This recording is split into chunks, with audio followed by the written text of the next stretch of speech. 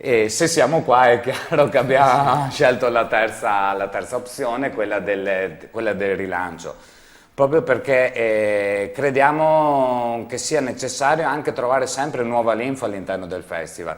Se andiamo a vedere un attimino anche i programmi, l'organizzazione delle 13 passate edizioni, non ce n'è mai stata una identica all'altra, abbiamo sempre cercato di dare qualcosa in più o qualcosa di diverso di anno in anno.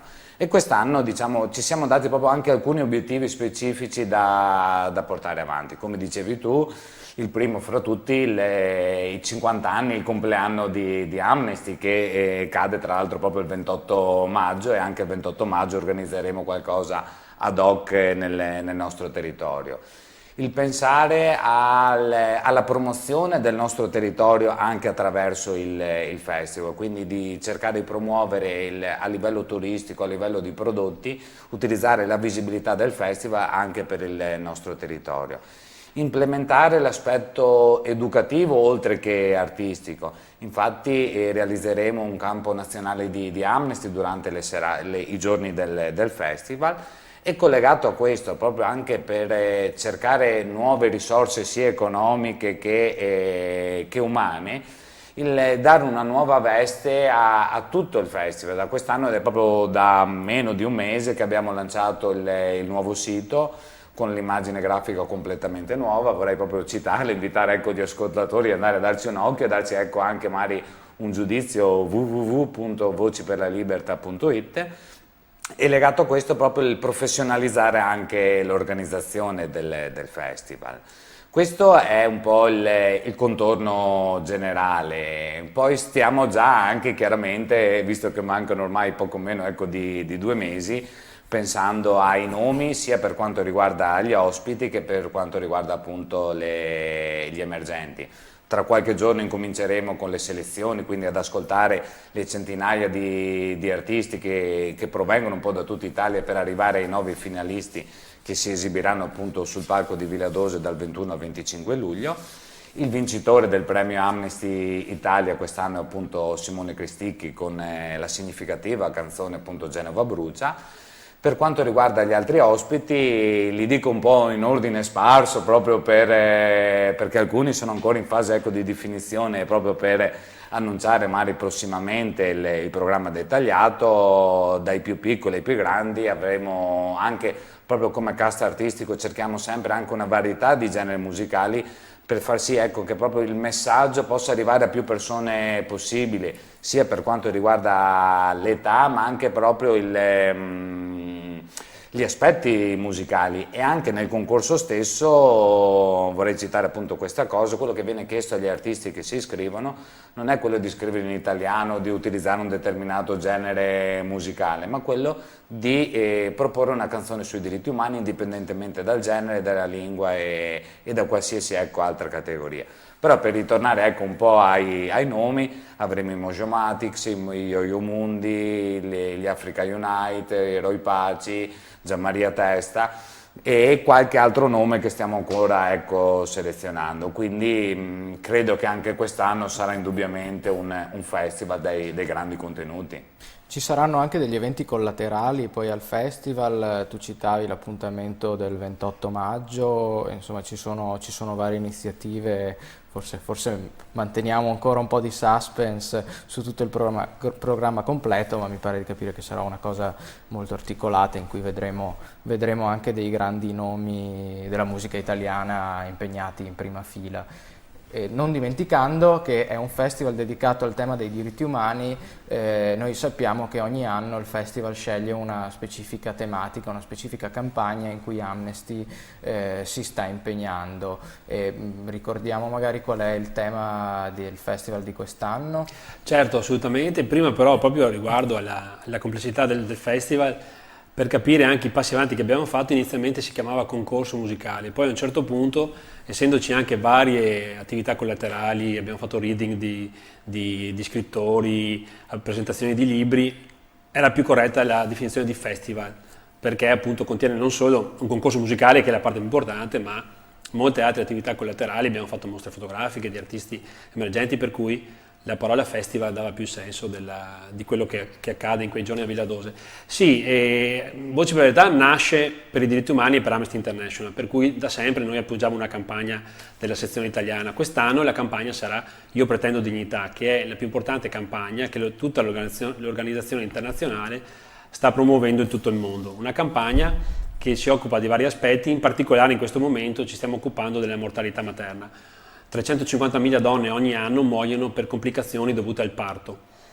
Moltissime di queste potrebbero essere salvate con interventi minimi, per cui tutto il movimento internazionale sta lavorando su questo aspetto di questa campagna molto importante che durerà vari anni, che si chiama appunto Io pretendo dignità. Per chi volesse avere più informazioni basta andare sul sito amnesty.it e ci sono tutte le informazioni su questa campagna. E avremo anche quest'anno, come ormai da qualche anno a questa parte, a premiare il vincitore del premio Amnesty Italia, la presidente di Amnesty International sezione italiana, Christine Weiss, che è appena stata riconfermata nella recentissima Assemblea Generale presidente, per cui sarà con noi ancora una volta a premiare Simone Cristicchi, e questo dimostra, se ce ne fosse ancora bisogno, l'importanza del festival, che vede ogni anno presente alla serata finale il presidente della sezione italiana, per cui per noi è veramente un po' il succo di un cammino di un anno che si concentra in quella serata, e è anche motivo di grossa soddisfazione. Abbiamo citato, e vale la pena di ricordarlo ancora rapidamente, di recente è uscita la compilation che raccoglie i gruppi dell'anno scorso. Io credo che sia importante ricordarlo non tanto per i gruppi grossi, ricordo Paola Turci e Carmen Consoli, soprattutto per i tanti piccoli gruppi che trovano visibilità in questa pubblicazione. Dove è possibile eventualmente comprarla la compilation? È possibile ritirarla attraverso l'associazione?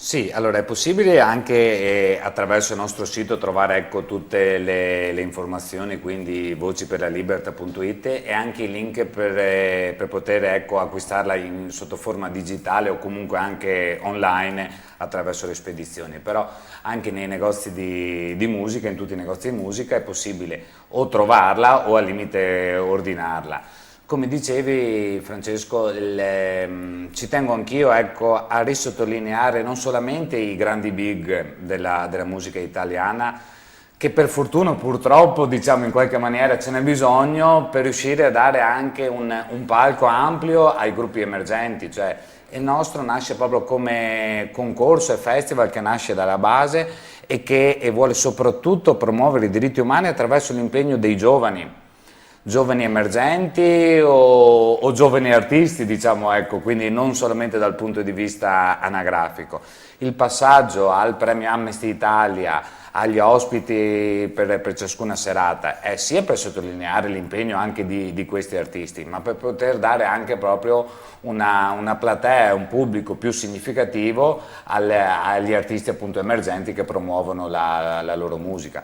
Questo sia a livello italiano, ma anche con attenzione, ecco, ai gruppi del nostro territorio. Ormai nel corso di 14 anni sono stati diversi anche i gruppi proprio di Rovigo che sono passati attraverso il concorso e che in alcuni casi sono finiti anche nella compilation. Appunto quest'anno abbiamo Prome che con il suo hip hop legato anche con una sperimentazione metal col TMTM è riuscita ad avere un notevole spazio, vincendo tra l'altro, ecco, anche il premio della giuria popolare.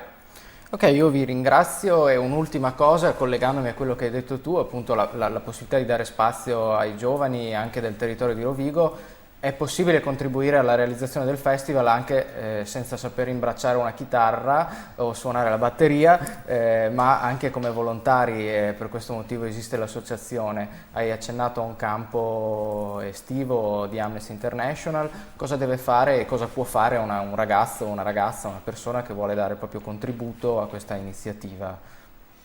Sì, ragazzi e ragazze giovani e non giovani possono contribuire alla realizzazione del festival, ciascuno con la propria competenza, che sia manuale, che sia intellettuale, che sia organizzativa, perché veramente i ruoli, soprattutto nelle settimane man mano che ci si avvicina appunto alle date del festival, che vorrei ricordare 21-25 luglio, diventano sempre più pressanti.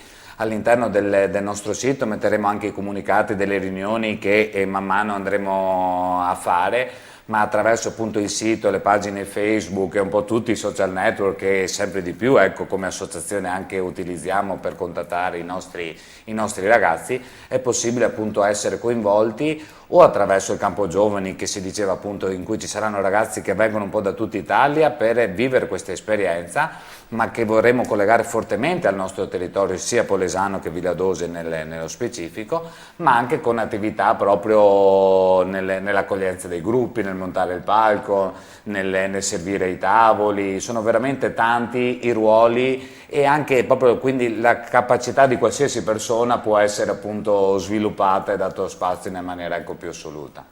Io vi ringrazio ancora per aver partecipato a questa puntata di Spazi Volontariato, saluto insomma Michele e Giovanni che si sono prestati a raccontarci un po' la realtà di Voci per la Libertà e salutiamo anche i nostri spettatori rimandando alla prossima puntata di Spazi Volontariato con il consueto notiziario dedicato a tutte le iniziative delle associazioni in provincia di Rovigo.